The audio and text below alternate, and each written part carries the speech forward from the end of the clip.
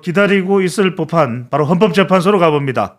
자, 안국역에서 뚜벅뚜벅 걸어가면 있는 곳 바로 자 3월 달에 전 세계의 시선이 모일 바로 그곳 헌법재판소로 가봅니다. 자, 설변 네.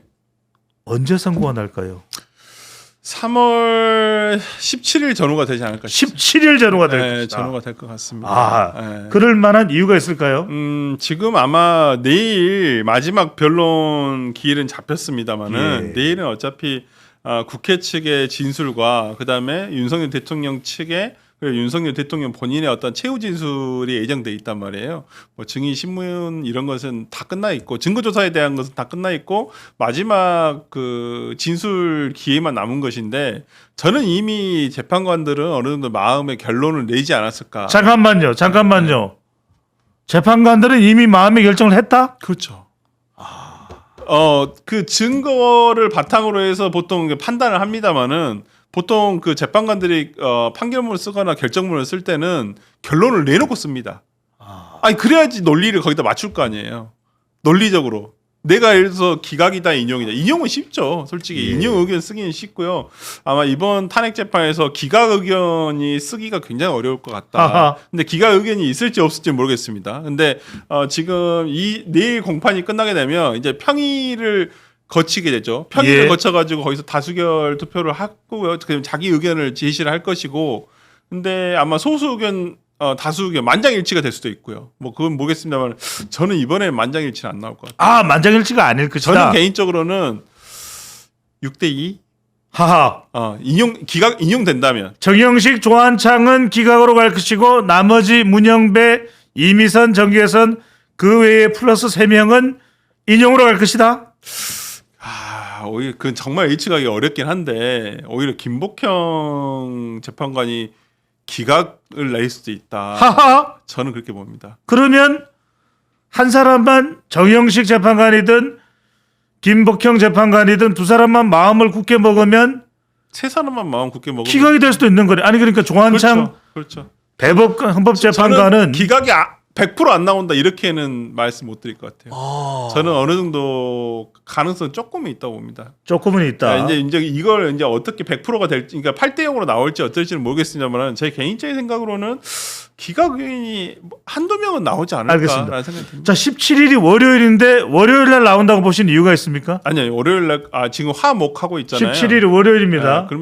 그러면 그 전주 금요일이나 그 주 금요일 17일이 월요일. 금요일요? 예. 지난번에도 박근혜 대통령 탄핵 재판할 때도 금요일 날 선고를 했었거든요. 하하. 왜냐면 금요일 날 하고 퇴근해 버리고 주말이잖아요. 14일 아니면 21일 가능성이 높다. 네, 저도 그 생각이 좀 드네요. 보수 지지층들이 결집하는 것을 감안한다면 21일의 가능성이 높다 이렇게 봐도 되겠네요. 21일 가능성이 저는 높다고 봅니다. 자, 네.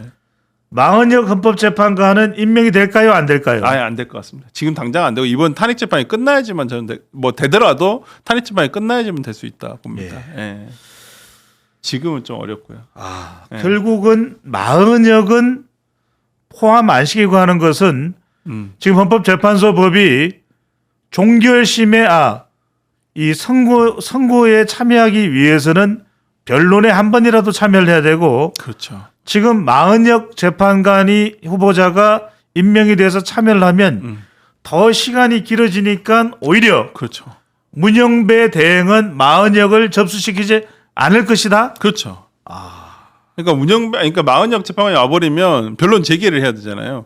그럼 그때부터는 또 복잡해진단 말이에요. 그러니까 최소한 한두 번이라도 열어야 되기 때문에 그런 그러니까 그 변론 갱신 절차를 거쳐야 되거든요. 그렇기 때문에 저는 최소한 한 번은 열어야 되는데 그런 부분이 있기 때문에 저는 아마 마은혁 재판관에 대한 부분은 아마 탄핵 재판이 끝난 다음에 하지 않을까 싶습니다. 지금 설 변호사의 이야기가 굉장히 지금 긴박하게 돌아가는 것이 그러면 지금 시간이 얼마 안 남았습니다. 어떻게 될지. 지금 8명으로 가는데 6대 2냐 5대 3이냐 3대 5냐 2대 8이냐 이게 중요한 건데 우선 하나하나 여쭤볼게요. 자, 이 판결을 앞두고 있는 상황에서 구속 취소 청구를 했단 말이에요. 윤석열 대통령이 일단 구속에서 풀려났냐 아니냐도 지금 구속 취소가 이게 받아들이지 않느냐도 상당히 중요합니다. 설변 어떻게 봅니까? 다른 이유는 없을 것 같아요. 그러니까 증거인멸 우려가 있기 때문에 예. 구속 취소가 인용이 안 될 확률은 있는데 다만 구속영장 시간적 효력이 있잖아요. 예. 그때 그 날짜냐 시간이냐 여기 따라서 저는 조금 해석이 달라지지 않을까라는 생각이 드는데 그리고 또 하나는 지금 이제 그 수사권 관련해 가지고 수사권이 있냐 없냐 공수처가 수사권이 있느냐 없느냐. 이 부분과 네. 관련해 가지고 이것이 치유가 된 것인지 어떤 수사권 자체는 없어요. 근데 이것을 나중에 이제 후속적으로 이게 치유가 된 것인지 하자에 대한 치유가 된 것인지에 대한 판단도 이루어지지 않을까 싶어서 글쎄요. 조금 저는 그리고 최근에 국민의힘 주진 의원이 지금 그걸 제기를 하고 있잖아요. 지금 공수처에서 중앙지법에 영장을 청구했다가 기각이 되니까 지금 서부지법에다가 지금 공수처 영장을 또 거기다가 발부받은 거 아니냐. 이른바 영장 쇼핑을 이야기하는 네. 겁니다. 근데 일단 그게 법적으로는 어긋나지는 않는데 어쨌든 간 논란이 될 소지는 있었거든요. 그러면 왜 중앙지법에서는 왜 기각을 했었을까? 이런 부분이 있기 때문에 이건 이제 곧 공수처가 윤 대통령에 대한 수사권을 가지고 있냐 없냐에 대한 예. 것으로 연결이 되니까 한번 이번에 좀 저는 구속 취소 심판에서 한번 이 부분 관련해 가지고 한번 해석이 내려질 거기 때문에 한번 좀 그런 부분을 좀 살펴볼 필요가 있다. 이게 크게 문제가 되는 것이 오동훈 공수처장이 거짓말했다. 네. 그러니까 서면으로 질문을 해서 영장 쇼핑한 적 있느냐 없느냐 했더니 안 했다라고 이야기를 했단 말이거든요. 네. 그런데 나중에 한 게 사실이지 않느냐 7만여 쪽의 수사 자료에서 밝혀지니까 오동훈 공수처장이 공수처에서는 이렇게 이야기합니다. 압수수색 영장과 통신 영장은 했는데 체포 영장이나 구속 영장은 아니었지 않느냐. 그러니까 그것도 문제가 있죠. 이게 이런 답변이 그러면 진작에 없었다라고 이야기할 것이 아니라 뭐를 그렇죠. 했었다라고 이야기를 했었어야 되는 거 아닙니까? 네, 그러니까 미스가 있었던 사실인 것 같아요. 공수처에서도 미스가 있었고 그걸 윤 대통령 측에서는 주장할 만한 거리긴 해요. 근데 그게 이제 뭐 중대하냐 이 절차 위법이 그렇게 보이지는 않거든요. 그러니까 적법한 체포영장과 구속영장의 발부 자체는 문제가 없는데 그게 꼭 수사권 문제가 해가지고 저는 그런 부분은 조금 문제가 있지 않나라는 생각이 좀 듭니다. 알겠습니다. 자, 내일 이제 25일입니다. 최종 변론 시간입니다. 윤석열 대통령 변호인단 측에서 더 증인들을 선정하고 할 줄 알았더니 그게 계속 또 기각당했기 때문에 추가적으로는 안 하고 내일 드디어 이제 최종 변론을 합니다. 문영배 헌법재판소장 대행은 시간을 제한을 두지 않겠다. 자, 윤석열 대통령이 지금 내일 최종 변론을 직접 구치소에서 준비하고 있다는 소식이 전해졌습니다. 자, 설주한 변호사로부터 미리 듣는 윤석열 대통령의 최종 변론 되겠습니다. 자, 내일 윤석열 대통령 최종 변론에 어떤 내용을 담을까요? 아마 뭐 국민에게 사과를 할 텐데 그게 계엄 선포에 대한 사과는 아닐 것이다. 그러니까 뭐 지난번 한번 밝히지 않았습니까? 비상계엄 이후에 어떤 불편을 드려서 죄송하다. 뭐 불안했을 것이고 뭐 이런 부분에 대해서는 아마 저는 사과를 할 것이라 생각을 하지만은 근데 본인이 비상계엄 선포를 잘못했다 이렇게 말하지는 않을 거예요. 그럼 그 자체가 내가 잘못 판단하고 잘못 선언했다. 대통령 권한행사를 잘못했다는 걸 인정하는 꼴밖에는 안 되잖아요. 근데 지금 뭐 헌법재판소에서 얘기를 하고 있는 것은 대통령의 적법한 권한 행사라고 얘기를 하고 있는데 이런 부분과 관련해서 뭐 위법한 비상계엄 선포였다 이렇게 얘기하지는 않을 것이라고 보이고요.